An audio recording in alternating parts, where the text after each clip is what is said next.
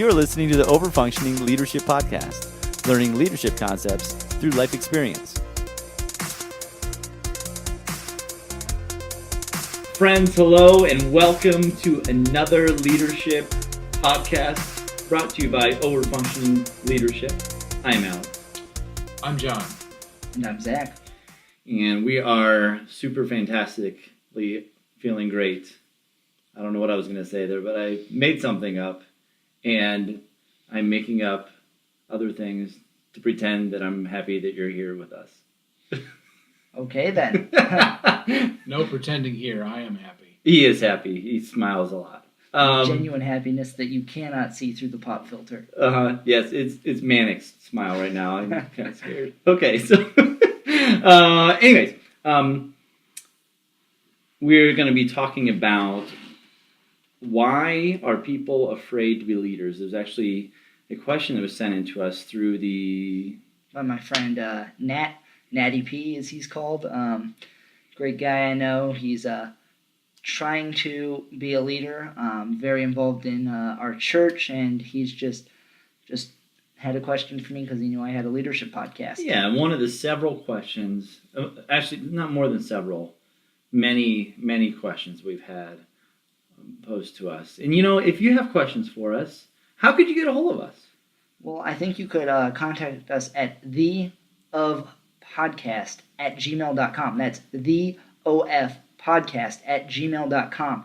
And, even though we get so many questions, we'll make sure that no one's lost in the shuffle. Yeah, actually with this one, we just tossed up all the questions in the air, and this is the only one that fell right in front of us.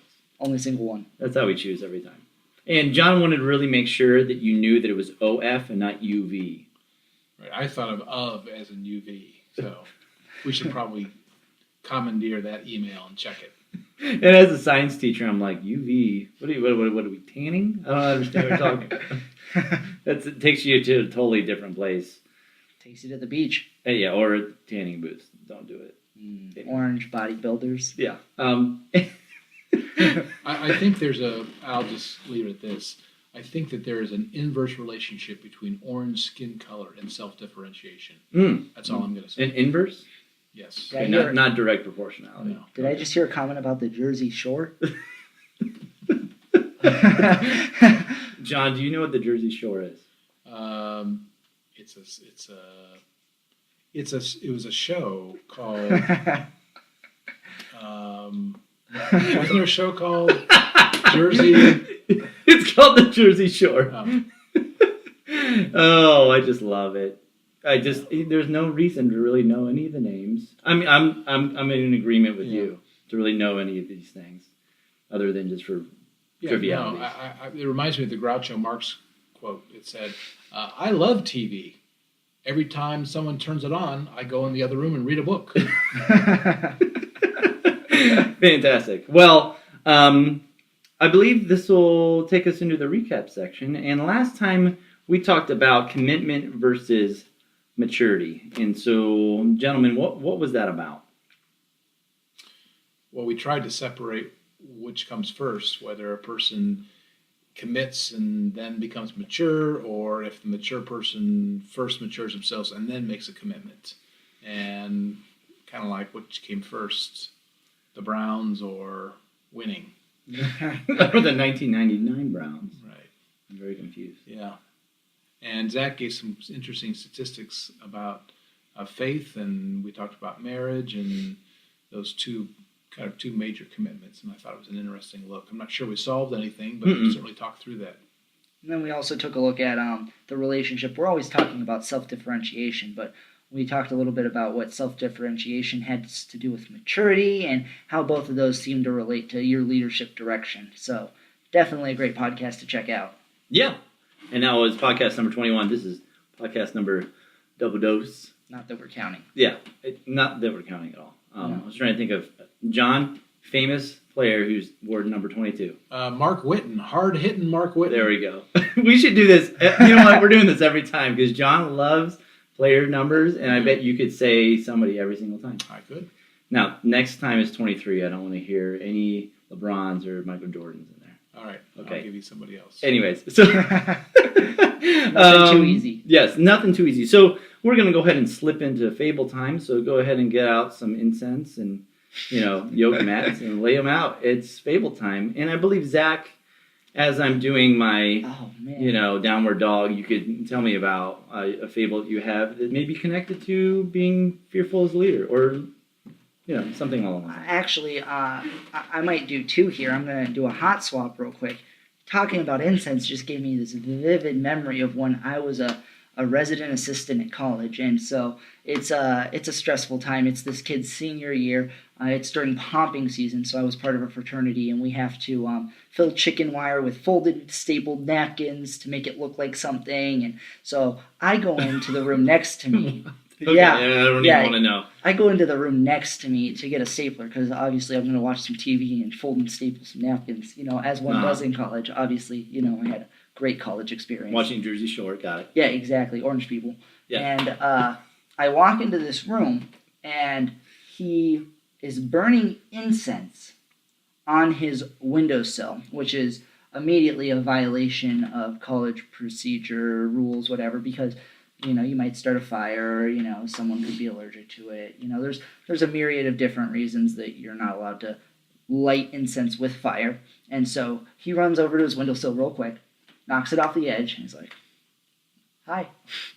And so, of course, I, under my convictions, I signed this piece of paper when I started that said I would uphold the college rules. And I'm like, "You're a bud, but that's against the rules, so I'm going to have to report that." And he's like, "Okay." And so our RD, resident director, comes down, the guy above me, actually a college employee, and comes and talks to him. And he's like, "So Zach entered my room without knocking. And he should not have done that, and therefore you should not get me in trouble. I should not have to deal with the consequences because he unduly entered my room." I would have to agree. I mean, this is a violation of his Fourth Amendment rights of search and seizure and right to privacy. And so he won him over. There was still protest, but less protest after this question. He said, "Does Zach normally enter the room with knocking?" And he said, "No, Precedent. normally walks in." He's like, so it was clearly established that Zach did not have to walk in.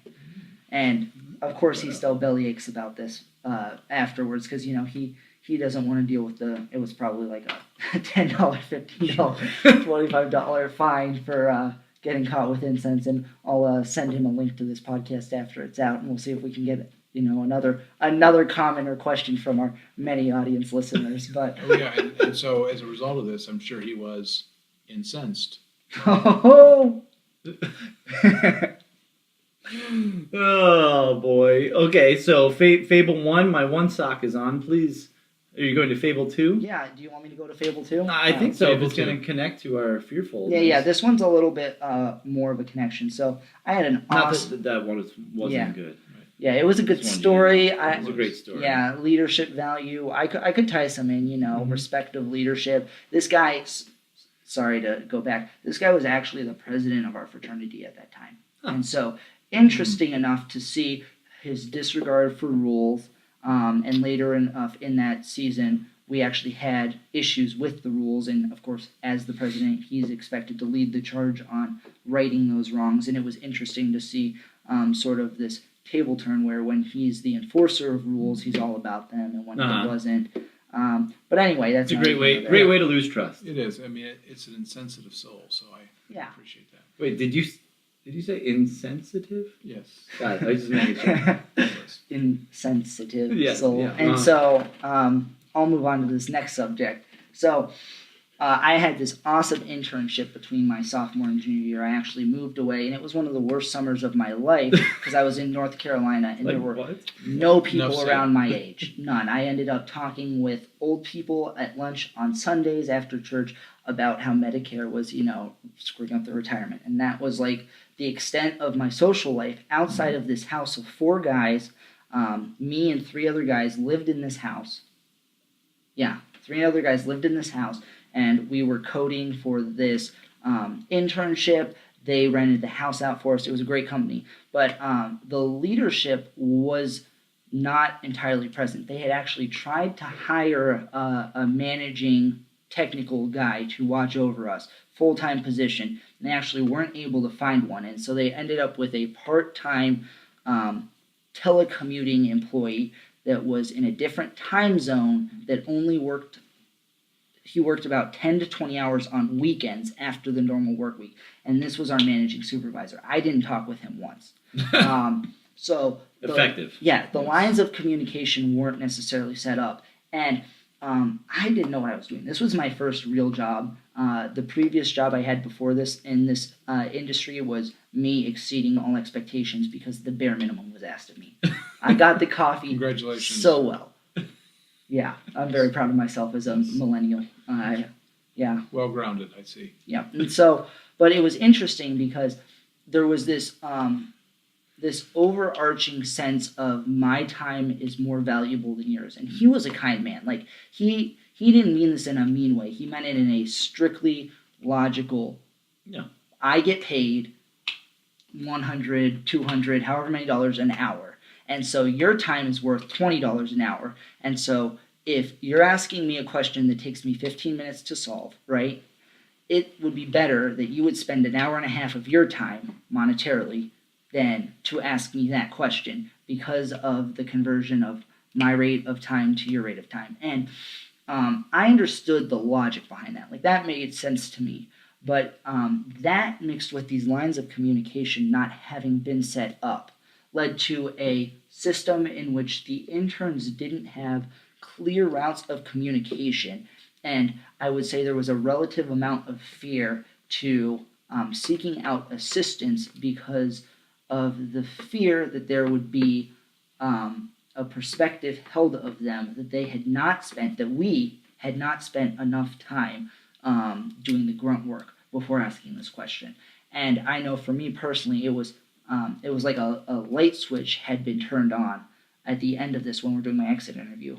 And we're talking about how this internship could have been made better. And as I'm thinking through this, I'm like, set up routes of communication, but make it clear that they should ask a question when they shouldn't. And it just had not occurred to me that I could ask a question, unless I had put in hours and hours and hours of work. And that would have saved me hours and hours and hours of work on this project. And I just thought that was a very interesting way to lead the company, especially because the man who was not my immediate supervisor, telecommuting from Montana or North Dakota, while I'm in North Carolina, as I called it, the man immediately above me was traversing the country, going to different conferences, being an industry leader. He was a very intelligent man, and he did not have the time. And so that mixed with these lack of communications, mixed with the your time times a billion equals my time, led to a fear of asking questions that greatly inhibit the productivity of the system. Sounds like he was thrown into this leadership role. Yeah, he was definitely thrown into it, but it was also kind of a money grab. Sounds like. Yeah, Ned needs that little extra cash. We'll put him on the job. Yeah, sounds like. Yeah, and I would say it wasn't so much as to actually say my time's worth more than yours. Money is tight. Let's just make it easy. It really was, because this is a company of 8 people max, right? And 4 of them are doing administrative tasks, but. He really was just trying to quantify the time, and him having his mind on other more technical, harder problems, it didn't occur to him that we, being new to the industry, new to the real world work, knew that he cared more about us succeeding and asking questions than wasting his time. Got it. Well, my question to you, and I believe his name is Natty. Natty P. Natty P's question to us is, with this fear that you speak of, his overall question to us was, why are people afraid to be leaders? First off, I believe John would ask the question, are people afraid to be leaders? Yeah, I mean, my first question is that. To Natty, what makes you believe that people are afraid to be leaders? Maybe the gentleman himself is, maybe he's observed that. I certainly think your fable brings out that because you were afraid of asking questions, you didn't take initiative, right? You didn't take a risk. Yeah. And people who don't take risks are not good leaders. So I can see that parallel to what you said. Yeah, and one of the spectrums, because I love spectrums, that I came across that I tried to create, so it's a work in progress, but a view of others, looking at others defines us, how they perceive us. That's one end of the spectrum, and the other is how we look at ourselves. And it's a little, I'm trying to see if that's different than just general self-differentiation, how solid myself is when I'm around others as compared to not. But when I was in that situation, I had a poor view of what he would think of me if I asked a question. I thought he would look down on me, that he would think that I was a worse employee than those who didn't ask questions. And so rather than be a worse employee, but more productive, right? Because asking my question would have made me more productive, I chose not to ask a question. Now, on the other side of that, I wasn't willing to take responsibility for the grunt work that I did in advance. I was never confident that I had put enough time in that when he took the time to answer my question, that it would be worthwhile to have asked it. And so that would reflect poorly on me and the work that I did myself. I think of, in that particular situation, what am I responsible for, and what's the boss responsible for? I think it's helpful from the standpoint of a leader to check in with the people and say, hey, how are things going? Anything I can be helpful with? As opposed to just waiting for one to always have to take the initiative. So I think there's a two-way street there that's helpful. Yeah, the leadership structure seems a little goofy to me. Obviously, So this remote guy who's everywhere. I think we can all say that for sure. Yeah. But on your end, you were still fearful of what's going on. And if you viewed yourself as a leader, as I think we all would say that you were, perhaps your fear was more based off of,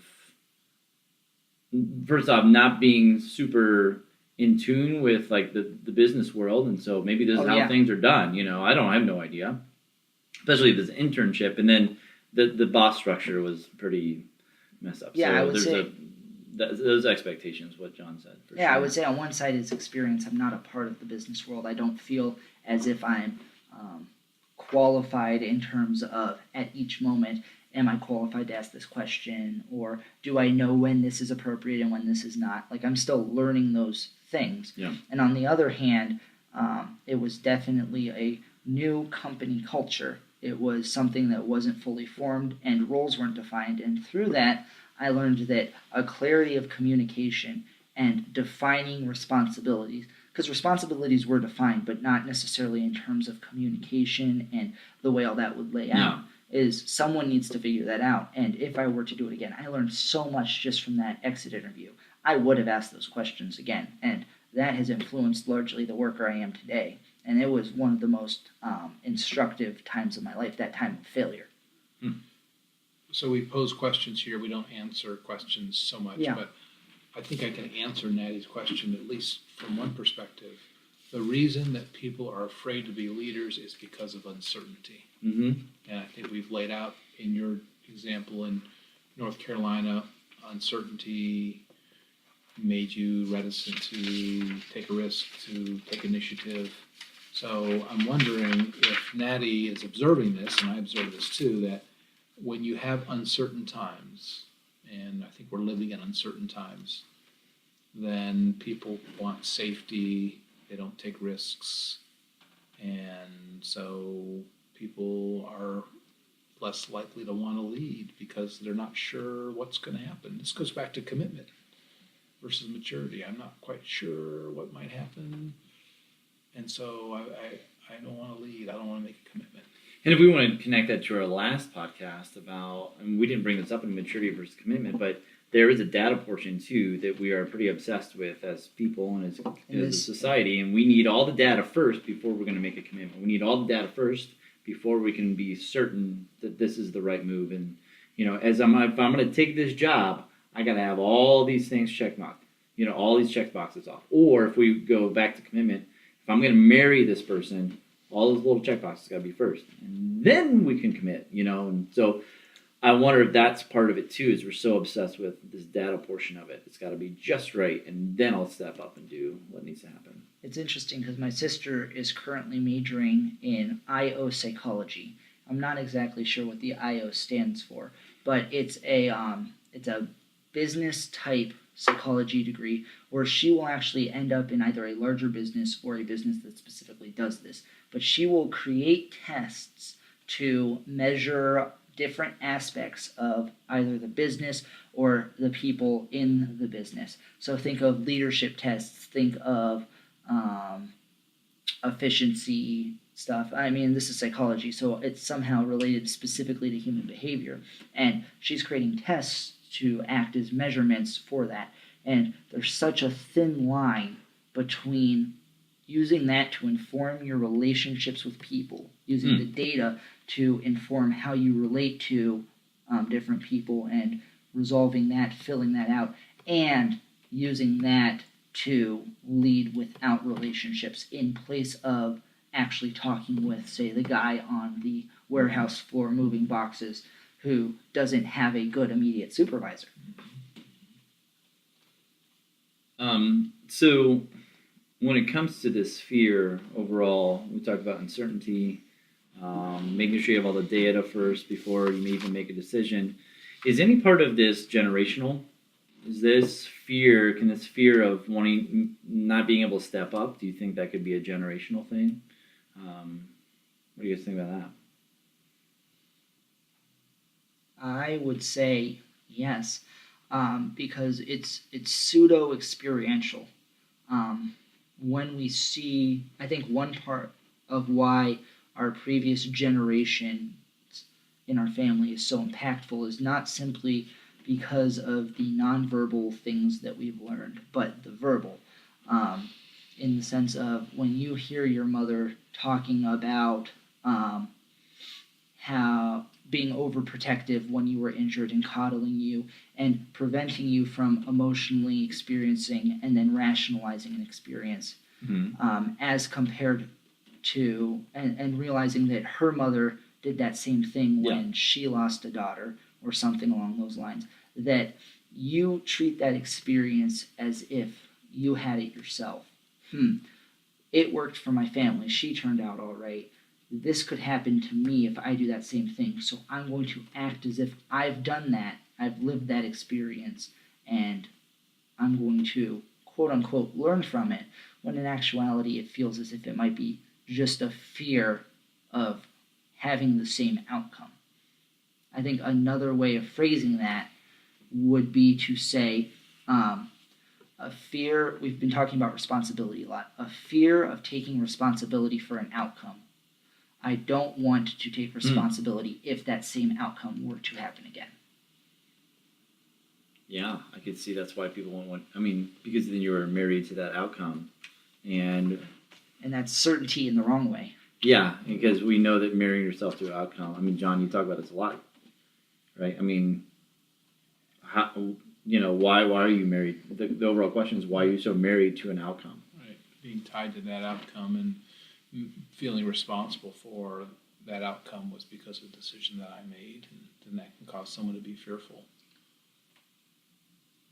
So let's jump onward and ever forward into this question. I was reading several articles. I just did, as always, a quick Google search because of course the world of information, the ocean of information, is right at my fingertips. I use Alta Vista typically. It's an older search engine. I'm back at Prodigy. I'm still there, so in case you're wondering. DuckDuckGo. It was previously my Now, did you get favorite. this off the World Wide Web? Yes, the GOOGL. Okay. Yeah. HTTP. HTTPS if you want to be secure. I'm Yes. using Bloomberg and other highly reputable sources, so my connection is secure. Okay, well, now that that's clearly established. So now that that's cleared up, I did a quick search of fears of why are people afraid to lead. I don't know if I typed it in exactly, but it had something to do with fear and something to do with leadership. And I read 3 or 4 articles, and I compiled them up. And so I'm just going to read through them real quick, and we'll jump on what we want to jump on. But I have 7 of them, and I'm going to jump into a couple subpoints. But fear of making decisions, because there could be a lot of them. A lot of them could make you tired, and you could be right or wrong when you make a decision. Number 2, criticisms, specifically about how your self-image could make it hard to take criticism because it changes so much when other people talk to you, or just about your style. Your leadership style just doesn't mesh up with other people. So either you're not secure in the technique that you're using, or other people just don't like your technique. Oh, technique. Yeah. Always a good way to do your leadership. It's just Yeah. technique. Yes. Number 3, speaking as an authority. They mentioned public speaking as the biggest fear. And again, I tied that back into self-image. People don't look at themselves as someone who has the authority to talk on a subject. Number 4, taking responsibility. I wrote down what measurements are they using for success? Is it their own motivations? Are they considering that? Are they looking purely at whether they succeed or fail and viewing failure as a bad thing? Or is it just for poor motivations like the dollar bills? Number 5, failing entirely. People view that as like the penultimate, like, I can't do this because I might fail entirely. And they view this failure as the worst case, end of the line. Like, they can't. And I have 8 points that I'll skip. That starts with please. Being afraid to fail, but it ends with destroys your imagination. And I thought that was very valid. We talk about nerve in the age of leadership. Is that what that title is called? Failure. Failure. Failure of Yes. nerve. Yes. Leadership in the age of quick fix. We talked about data-driven leadership. Of course, It was yeah. actually straight from this book. But he talks about that as well. When you put fear as the penultimate, as a bad thing, then you lose your creativity. You lose this ability that drives you forward to take risks, as John was just talking about. Number 6, I'm sorry I'm dragging on. We're almost done here. Others' perception of you. People are afraid of not being liked, not being popular, or being rejected. Right? And we all have that, right? It's the way that other people view us. That's one of the driving thoughts in that spectrum I was trying to create earlier. And then finally, 7, self-image. People look at themselves and they're defining themselves by either their past failures, their inability to take criticisms. I couldn't handle it if someone were to tell me I did this wrong, and it just shapes how they view themselves. Or viewing themselves, this was actually a big one, viewing themselves as not being born to be a leader, as in it's an innate quality that you have, not something that's nurtured. I disagree. And finally, not knowing enough, right? Yeah. This self-image where, like, I feel like I heard that a couple times from you. Yeah. Like, I mean, even as a teacher, I remember when I started out, and I don't know, John, if you felt this way, or when you started out your job, it's like, I don't know enough, and then I became unconfident. But I don't know if I necessarily came to a point where it's like, I don't think I can do this job, or I don't feel like a leader. I think we all kind of struggle with that at first when we're starting something new. I don't know if I know enough, and so you focus more on technique. But from our limited knowledge that we have living on this planet, I think there is something to be said. If I do work on, I don't know, my knowledge base, then I will become more comfortable and more confident in what I do have to say. So, I mean, I guess you can kind of understand, but how much do you really need to know? I think you learn when you've been in an experience that you could have been prepared for that, but you can always be more prepared. Yeah. There's an extent to where preparation is the primary cause of potential failure, but often enough it's for other reasons. A fear of taking risk, I really think is huge. Yeah, well, when you walk through that list, I went through the SCARF model, which we've talked about before, that every human being desires 5 things, and it's the SCARF model, SCARF model by David Rock in Neuroscience Leadership. But the S part of that, I heard that a number of times, is status. Status is how I feel relative to other people, and when I feel like, gosh, if I step out, others might think less of me, or all this continual fear of that. And I think when we're on the less differentiated side, what others think of us matters a lot. And when that's true, we are less likely to lead because we fear the disapproval of others. And I think it's important to say this here is that on the less differentiated side, that could be a point in time. You could be a more differentiated person, but what's going to make you less differentiated, John? Anxiety, right? Yeah, that's it. And so I just want to make sure that as we state that, and I know John doesn't mean this, and we don't mean this at all, as a point in what we're not saying, well, you've made it. Now you're self-differentiated, so this will never happen to you. That is totally untrue. So anybody can walk through this and get screwed up and get stuck at that point of status. This is a lifelong journey, and the amount of anxiety that you're dealing with at the time can factor and change a lot of these things. We've even talked in the past as you grow as a leader, as you become a more effective leader, there are times where people react to that change and they don't like how things are different because of the uncertainty, and in that the anxiety itself is going to rise because you are making waves. Yeah, the question that I wrote down here was, why are you so important? That's the question I wrote down. Like, are people really thinking about you that much? I mean, other than maybe if they're going to a gossip room somewhere, I don't know. I just wonder. I pictured almost a mountain, and you're on top of the mountain, and you've built yourself all the way up here, and then you could get knocked off. And this reminds me of one of my favorite YouTubers right now. It's JP Sears. He's just an odd man who's got very, straightforward jokes, and he's very, what's the word I'm looking for? He is whimsical. But yeah, anyways, regardless, there's one, and I can't use the word because this is a, clean episode. But he does this whole thing where he's like, repeat after me, I am full of crap. But he doesn't use the word crap. And all these people say, I am full of crap. And he says, say it again, I am full of crap. He's I am full of crap. And then he goes, I truly believe that all the time that I am full of crap. And so is everybody else.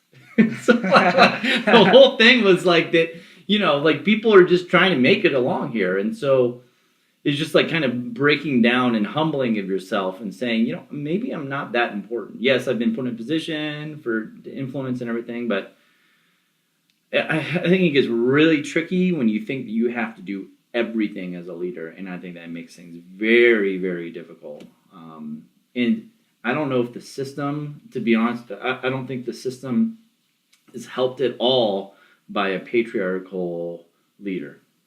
One that just, or matriarchal, whatever, the leader at the top who's just governing everything. I don't think that's very helpful at all. Hierarchical leader. Yes, hierarchical. That's the word you're looking for. Whatever. Yeah. Article. Right. I thought that was going to be a gender attack. I wasn't sure on which gender because you said both the patriarchy and the matriarchy, but...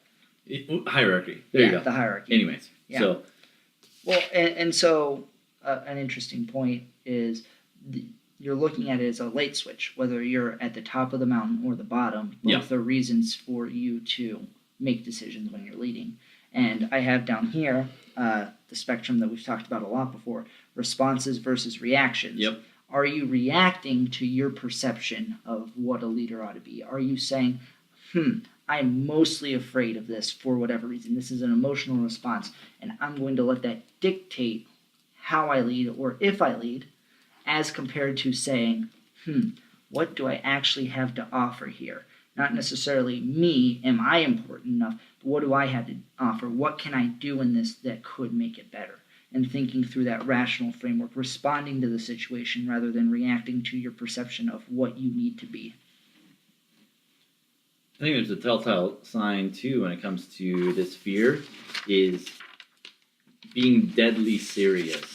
I think there's a part of, like, this is, your marriage to, it's this commitment to, this outcome or whatever, but it makes everything so deadly serious that it can really screw up that system as well. And then it can, because of that, become so fearful.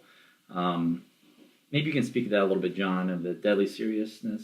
Yeah, well, in an anxious system, one of the descriptors of that is that people are ultra serious about what's happening, and also tied to outcome. That this fear of what if, and it's a tremendous amount of pressure to put on a leader. So leaders say, "I just prefer not to do that," and they choose not to lead.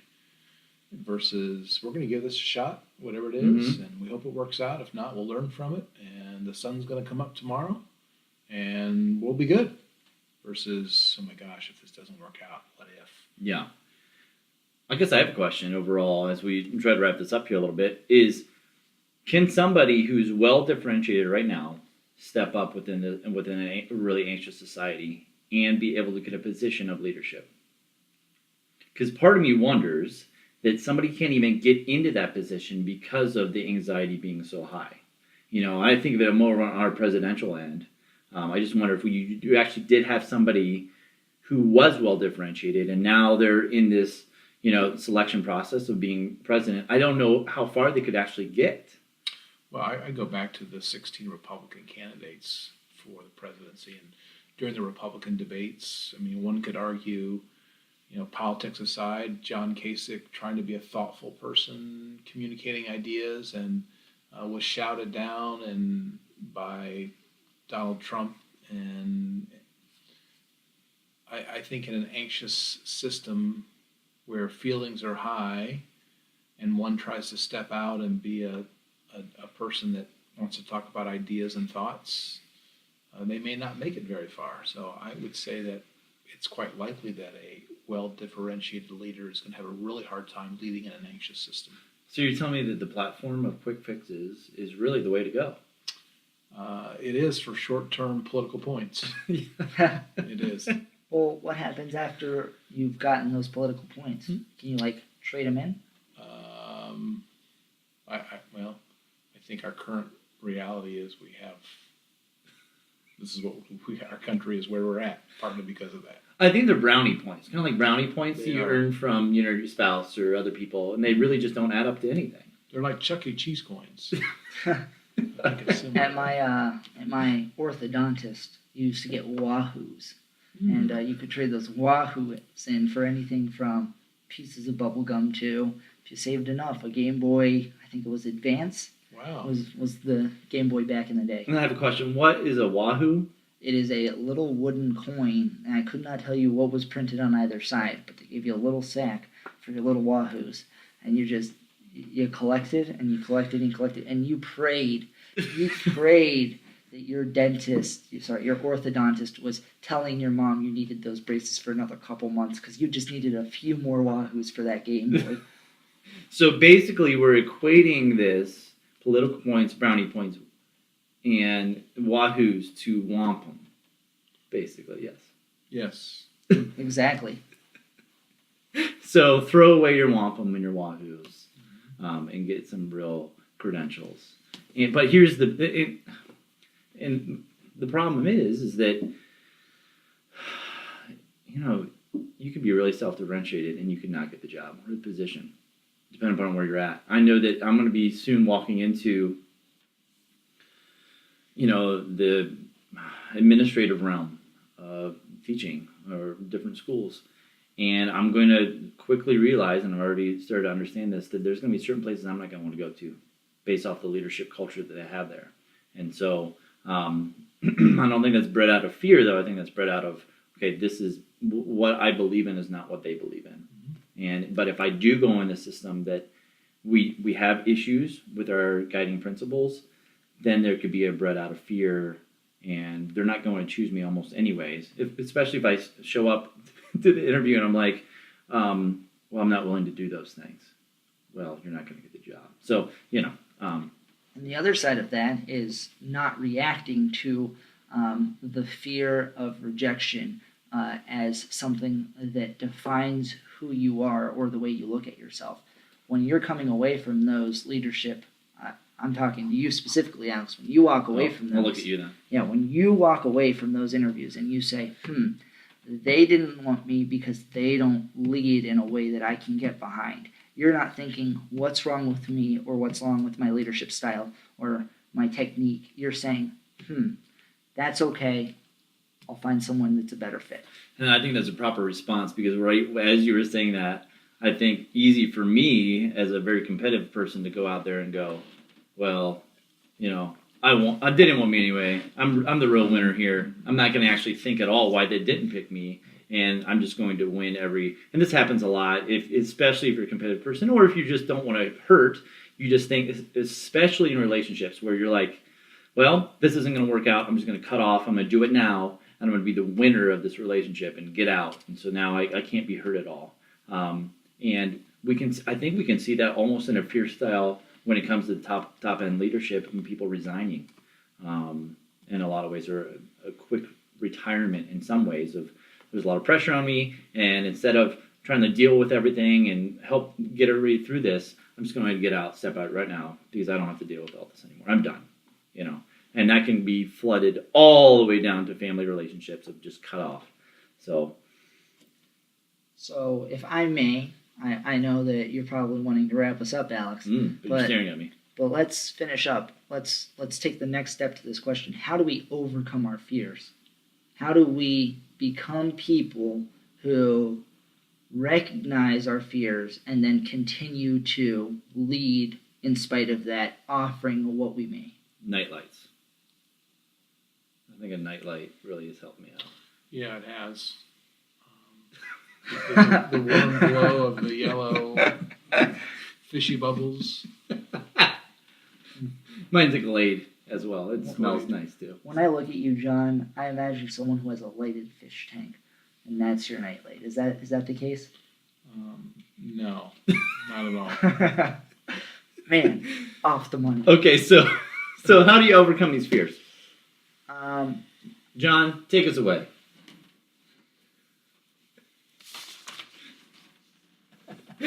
As he's I'm looking at this getting list notes that you're right now. giving me. So How do you be? Oh, here it is. Find a community. Be mentored. Live through other experiences, but not by them.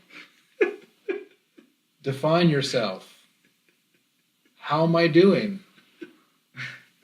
How can I better lead this team? it's almost like you just read those off. I did. It was crazy. So if somebody asks me, so how do I get over this fear? My answer is, I don't know. Figure it out. I think there's a lot of levity to that, though. Yeah, there is. Yeah. It's a great question to ask. And so, unpacking this, well, what are you so afraid of? I mean, Yeah. it's for me to be instructive and say, do this, do this, do this. I know there's lists, but Yeah. I would ask questions about, so what do you, and I think what happens is when you start asking a person questions about these fears, it turns out that these are the fears of what ifs and their desire for wanting certainty, their desire for wanting status from other people. Yeah. And Yeah, I mean, if we go back to the political realm, I think it's pretty simple. We've got to build a wall, and we're going to cut, Obamacare. I think all these things have really solved a lot of my fears. Yep. Yeah. I feel a lot better. Man, my taxes are going to be lower next year, and that's going to be great regardless of the trillions of extra dollars of debt. Yes, I have an uncle who lives in Texas. Oh, yeah? Oh, I sorry. don't. I've never known anyone from Texas. Dollars, taxes, never mind. Yeah. So, Not to pick on our political system. I'm just clearly joking. Yeah, and when we ask people what they're afraid of and we dig into that, I found that sometimes it's easier to recognize an emotion and then actively work against it with something rational. So rather than in the situation, we've talked about this in your lecture your group when Book study? The book study where I first learned about this, but the idea was prepare something in advance, right? If you know what your trigger is, if you know what you're afraid of and where you feel like you're drowning, then prepare for that situation so that when it happens, you have that extra assurance. It doesn't make it any more certain that you're not going to experience a negative outcome, but it might help push you towards the positive. If that last piece of training, a bit of preparation is going to help, then do it. Mm-hmm. Yeah, but don't focus on the what ifs. Yeah. Cool. Well, any other thoughts here about how to conquer your fears and become a leader? I think we've done a pretty good job. Again, John read off of my list, find a community, and I know he meant that. I did. But really, You really did. mentorship and being a part of a strong community of people who ask hard questions. Alex and I were just talking about this today. We would pay money for people to ask us hard questions. Yes. For people to encourage us, regardless of what we say, in spite of how what we say might change their view of us. Yep, exactly. Yeah. So with that, that's going to wrap up our fear session here. And hopefully you're not as fearful as you've listened to this whole session. I believe we do have some shout outs though. I think we're shouting out to the maker of the Rainbow Limiter. Do you recall who that is? That is Starfish Jeremy. Starfish Jeremy made the Shellfish Limiter, right? Jesse Huffstetler, or Jetler as he's known, check him out below. We've got one of his side projects in his main website in the show notes, and if you like his tunes before and after, or the way we sound, hit him up.